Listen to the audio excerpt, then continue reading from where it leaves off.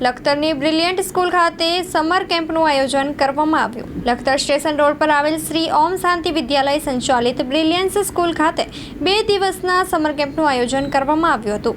યોજાયેલ સમર કેમ્પમાં લખતરની ભાવગુરુ વિદ્યાલય, સહયોગ વિદ્યાલય તેમજ મોડલ સ્કૂલના વિદ્યાર્થીઓએ પણ ભાગ લીધો હતો.